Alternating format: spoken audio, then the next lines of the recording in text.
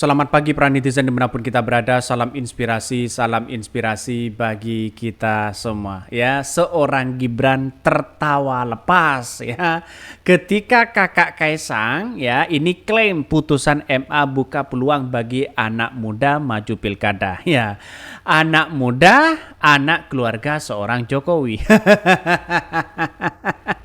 Ini gimana coba bayangkan begitu kan. Artinya secara tidak langsung MK dan MA begitu kan ya hanya untuk orang-orang dan keluarga-keluarga Jokowi. Apakah benar seperti itu? Ini kan secara logika bahwa dalam putusan MA, ketua MA-nya saja belum baca. Ini siapa yang memutuskan itu begitu? Seorang Gibran mulai candaria begitu kan ya. Ini mulai candaria mereka. Ya nasibnya akan sama mereka ya. Dalam artian banyak orang yang mengatakan wah ini melanggar konstitusi. Wah ini melanggar itu begitu. Apa sih yang tidak bisa kepada keluarga Jokowi? Apa sih yang tidak bisa untuk anak-anak Jokowi? Semuanya bisa. Ya jangankan anaknya, cucunya aja bisa walaupun kecil mereka menjadi ini, menjadi itu dan sebagainya. Ya, Rafathar anaknya Raffi Ahmad minggirlah. Ini gimana logikanya begitu kan? Ya, setelah Gibran ini ditanya begitu dari netizen, ya bagaimana tanggapan ketika ya putusan MA ya membuka peluang bagi anak-anak muda seperti seorang Kaisang. Sebenarnya bahasanya seperti itulah begitu kan ya.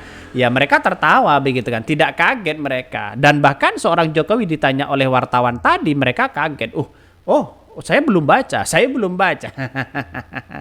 Nah, banyak kritikan-kritikan dari netizen ya seperti ini ya ini.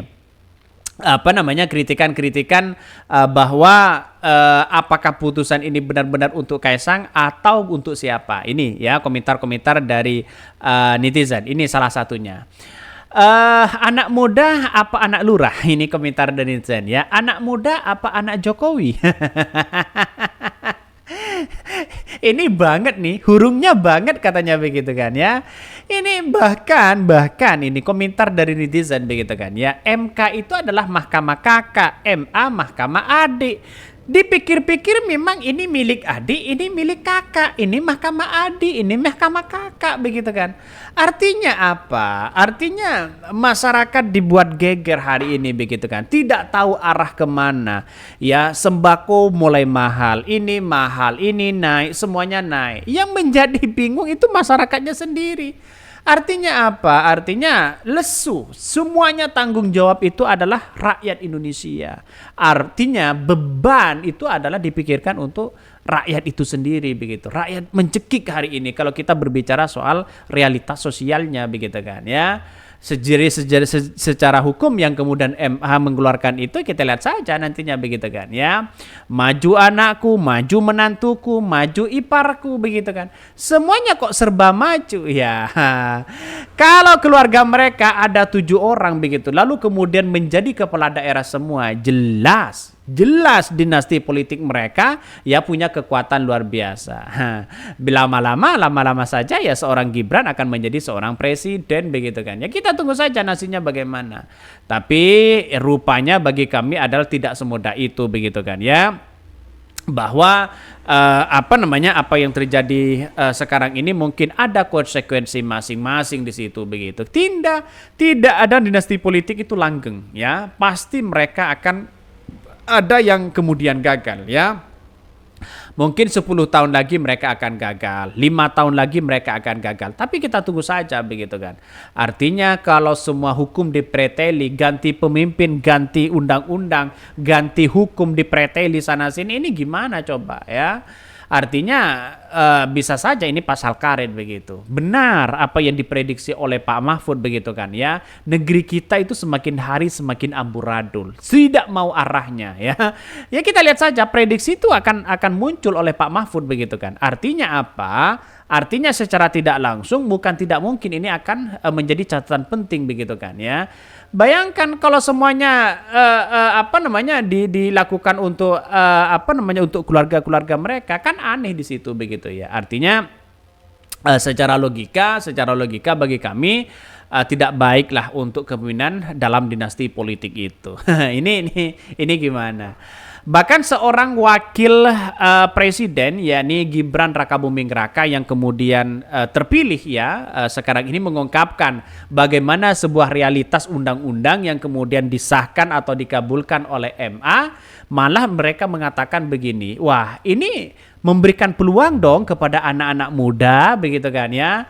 Jadi pertanyaannya sekarang anak muda yang mana ya? Anak yang muda yang mana? Karena Kaisang umur 29 tahun. Yang digadang-gadang menjadi salah satu calon gubernur dan pilkada di situ adalah tidak ada yang berumur 29 tahun. Ini gimana begitu kan? Artinya mengubah syarat usia dari sebelumnya, yakni calon gubernur dan wakil gubernur 30 tahun ya, termasuk sejak penetapan pasangan dan menjadi atau terpilih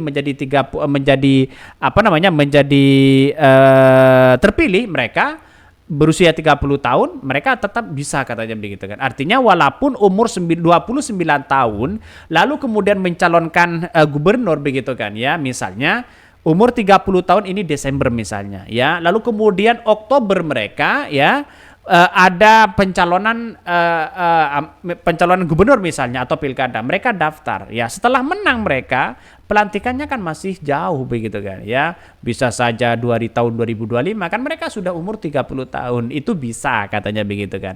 Maka menurut saya pribadi ini ada apa dan sebagainya begitu kan. Justru ini juga bukan memberikan peluang kepada anak-anak muda, justru memberikan peluang kepada anak-anak seorang Jokowi. itu kita lihat saja begitu kan ya. Jadi sekarang kita lihat saja apakah seorang Gibran cukup dihormati, dan itu pertanyaannya sekarang begitu kan ya. Karena nampaknya seorang Gibran itu kalau kita berasumsikan hari ini ya, ya banyak orang yang kemudian tidak percaya seorang Gibran di situ begitu sebagai wakil presiden. Ya sama dengan Kaisang nanti, atau menjadi wakil atau menjadi gubernur atau apa begitu kan ya. Ini mereka bisa apa? Pengalaman ya gimana pengalaman mereka untuk bisa mengambil keputusan dengan rakyat.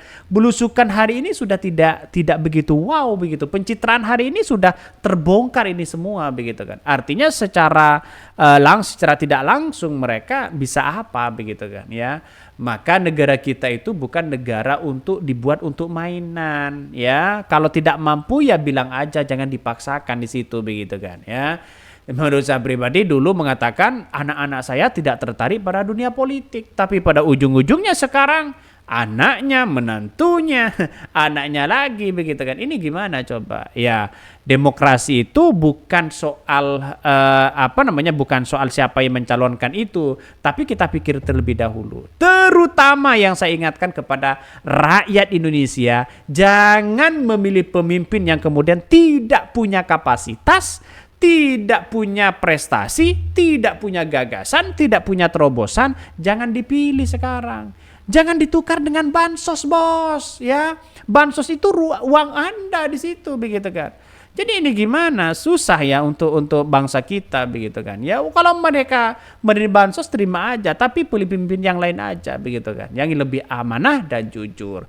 Mungkin itu yang kami sampaikan ya, tonton terus channel Hodari Podcast Rakyat ini karena ada berita-berita menarik dan viral setiap harinya. Salam para netizen, salam inspirasi bagi kita semua. Jangan lupa di-subscribe di YouTube Hodari Podcast Rakyat ini.